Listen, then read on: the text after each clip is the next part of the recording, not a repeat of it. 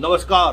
Politics में आप सबों का स्वागत है। देखिए, राजद हार की समीक्षा कर रही है, वो भी अपने नेता के अनुपस्थिति में। लेकिन नेता के अनुपस्थिति में जो बातें सामने आ रही हैं, वो बातें भले ही नेता को कड़वी लगे, लेकिन कार्यकर्ताओं ने अपनी दिलेरी दिखा दी और खुलकर बोला कि आप हार की वजह थे। भाई, हमारे बड़े साहब 2S से परेशान रहे और हम लोग उस वजह से सत्ता से बाहर हुए। हमारे प्रदेश की जनता ने हमें बाहर नहीं किया। उस जो 2S था, उसने जो छवि बनाई बिहार में या बिहार के बाहर साहब को लेकर, उसका नुकसान हम लोगों को उठाना पड़ा। तो भाई मंगनी लाल मंडल पूछे 2S क्या है? तो सर, साधु सुभाष के कारण हम लोग बड़े साहब सत्ता से बेदखल हुए। ये जो जंगल राज की चर्चा हो रही है, उसके नायक यही दोनों थे ना। हमारा साहब तो गाँव थे, गाय कभी आज तक एगो चीटियों को मारे होंगे, लेकिन बदनामी किसके कारण हुआ? इस 2S के कारण, साधु सुभाष के कारण। पार्टी की गांव में इस बात को लेकर चर्चा होने लगी कि अपराधियों को संरक्षण देते हैं। कभी हमारे साहब जो है सो अपने बंगला में किसी अपराधी को पटकने तक दिए, लेकिन बदनामी हुई। उसी तरीके से हमारे जो शहजादे हैं, युवराज है, वो 4S से गिरे हुए हैं। और ये जो 4S है, पूरे प्रदेश में उसी तरीके की बदनामी हमारे साहब की हो रही है जिस तरीके से साधु सुभाष के कारण हो रहा है। तो फिर मंगनी लाल मंडल पूछे, रे भाई डबल S के समझ में आई, 4S कहाँ से ला लिए? तो सर, संजय यादव, शक्ति यादव, सुनील सिंह और इंजीनियर सुनील, ये चारों के कारण जो है सो युवराज को यह हाल देखना पड़ा है। हम लोग मिलने के लिए इस चारों से हम लोगों को पहले बात करनी होती थी, फिर भी मिल नहीं पाते थे। तो सत्य बात जो जमीन पर हो रहा था, कहाँ तक पहुंच? टिकट बेचा गया सर। तो जब टिकट बेचने की बात जब अखबार में, मीडिया में, सोशल मीडिया में, गांव-गांव में पहुंच रहा है, तो हमारे कार्यकर्ता को कहां से मनोबल होगा लड़ने का? बाहरी उम्मीदवार जहां से मन हुआ वहां से उम्मीदवार आप खड़ा कर दिए। 10 किलो 5 किलो अनाज और 10,000 रुपया के सहारे भले आप जो है सो सच से मुख मोड़ दीजिए, उस सबका भी असर था। लेकिन मेन असर जो था कि हमारा कार्यकर्ता डिमोरलाइज हो गया इस 4S के कारण। हमारा कार्यकर्ता डिमोरलाइज हो गया टिकट बेचे जाने की खबर के कारण। हमारा कार्यकर्ता डिमोरलाइज हो गया बाहरी उम्मीदवारों के कारण।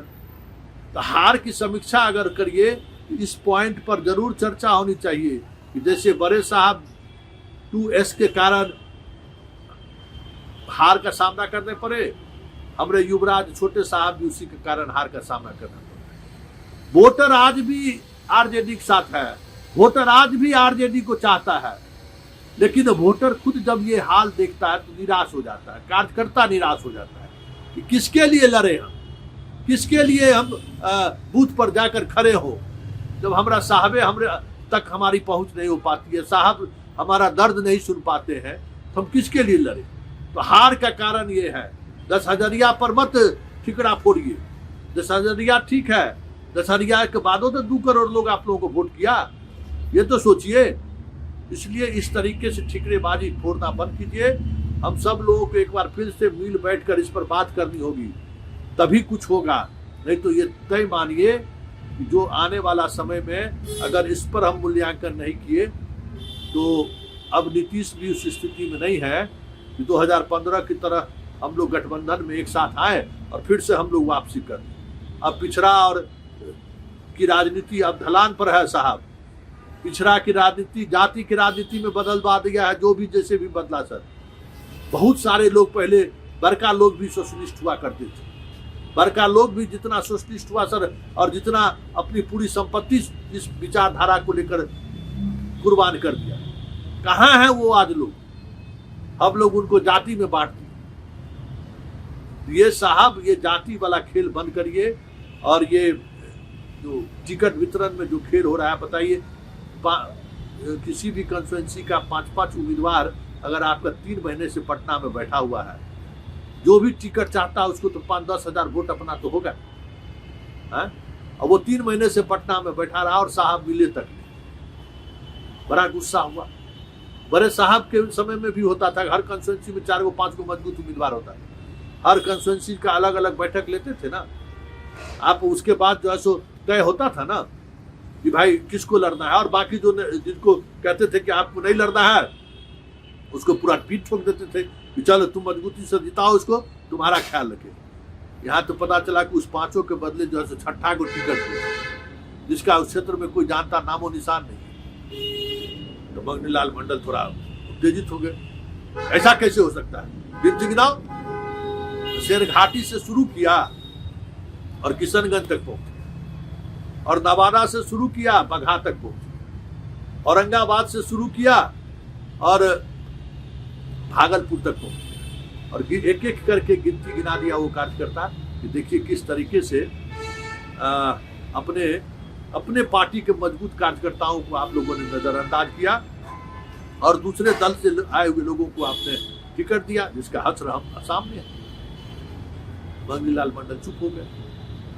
तो खैर सवाल ये नहीं है कि मंगनीलाल मंडल इस समीक्षा बैठक में आई चीजों से कितना लालू को अवगत कराते हैं या तेजस्वी को अवगत कराते हैं। सवाल यह है कि देश में जो एक नैरेटिव बनाने की कोशिश हो रही है, जिसमें प्रशांत किशोर भी सबसे आगे हैं और उनके चाहने वाले लोग, पढ़े लिखे लोगों को बिहार के लोग वोट नहीं कर रहे हैं। भाई पढ़े लिखे लोगों को वोट नहीं कर रहे हैं, ये जो तोहमत पूरे देश में एक नैरेटिव के सहारे जो फैलाने की कोशिश हो रही है, 10,000 में बिक गया बिहार का वोटर, पढ़े लिखे लोगों को भी नजरअंदाज कर दिया।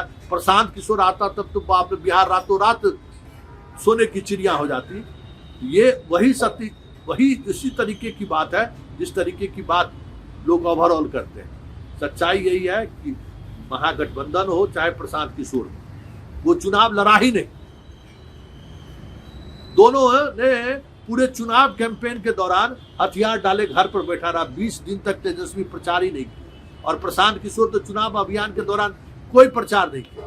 कहा कि हम ट्रेंड बदल रहे हैं, सभाएं नहीं करेंगे, हम गाड़ी से घूमेंगे, रोड शो करेंगे। इस ट्रेंड बदलने में एक एक प्रत्याशी को रोड शो कराने के लिए 10 लाख रुपया खर्च हुआ। वो बेटा लड़ेगा कि रोड शो करेगा? रोड शो से वोट मिलता है।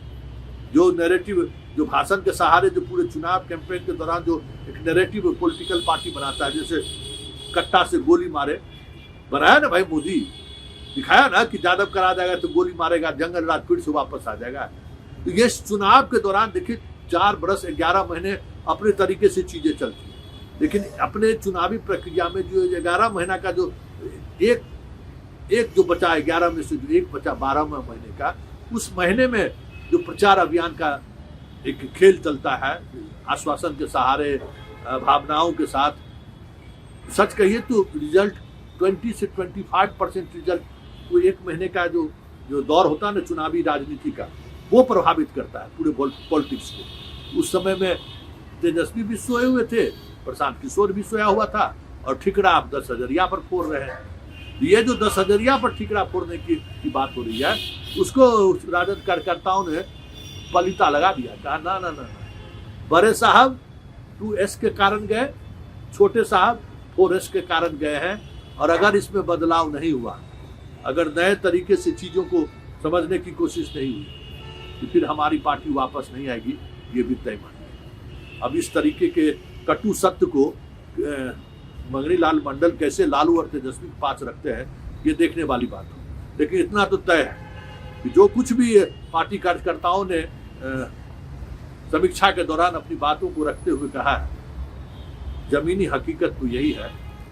यह बात राजद के बड़े नेता भी स्वीकार करते हैं।